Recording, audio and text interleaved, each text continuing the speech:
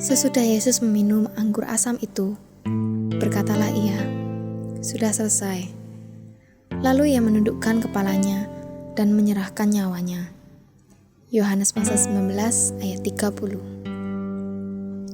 Teman-teman, penderitaan yang tiada terbayangkan dirasakan oleh orang yang mengalami penghukuman di kayu salib.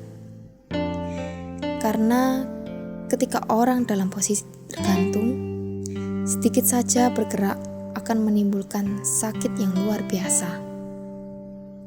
Dikenal ada 2 cara untuk menyalibkan orang, yaitu diikat memakai tali dan dipaku. Tuhan Yesus kemungkinan mengalami kedua cara itu. Ketika Thomas berkata, "Sebelum aku melihat bekas paku pada tangannya, dan sebelum aku mencucukkan jariku ke dalam bekas paku itu, dan mencucukkan tanganku ke dalam lambungnya, sekali-kali aku tidak akan percaya." Dan berkatalah Tuhan Yesus kepadanya, "Taruhlah jarimu di sini, dan lihatlah tanganku. Ulurkanlah tanganmu, dan cucukkan ke dalam lambungku. Dan jangan engkau tidak percaya lagi, melainkan percayalah." Yohanes pasal 20 ayat 27. Teman-teman, secara medis, jika orang digantung dengan kedua tangan terangkat ke atas, maka darahnya akan dengan cepat mengalir turun ke bagian bawah tubuhnya. Diperkirakan antara 6-12 menit, tekanan darahnya akan turun menjadi separuhnya. Sementara denyut jantung akan meningkat 2 kali lipat. Jantung akan kekurangan darah dan segera diikuti dengan pingsan. Hal ini akan memicu kematian karena gagal jantung.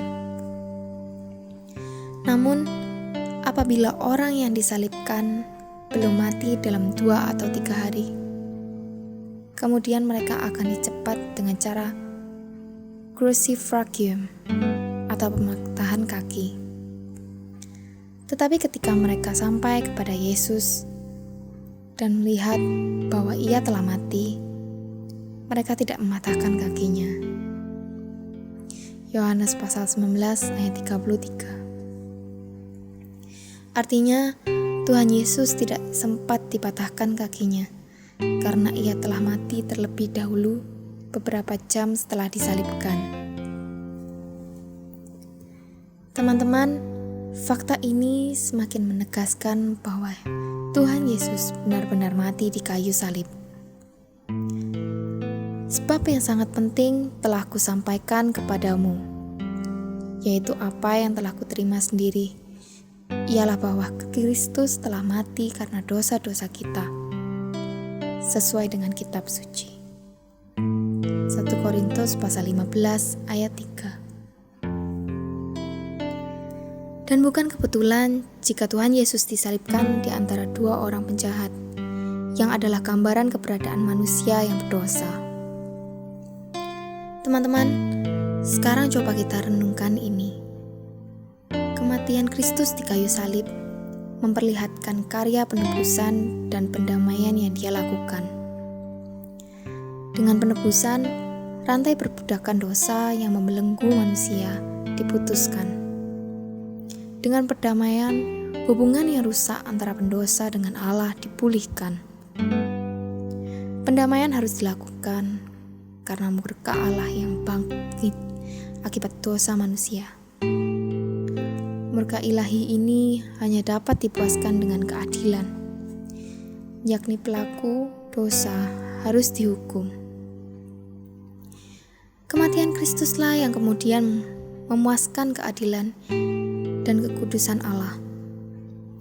Maka ketika dosa dibereskan, pembatas antara manusia dengan Allah telah dirobohkan. Kuasa dosa telah dikalahkan dan kita diselamatkan dari murka Allah. Lukas 5 ayat 32 mengatakan, "Aku datang bukan untuk memanggil orang benar, tetapi orang berdosa supaya mereka bertobat."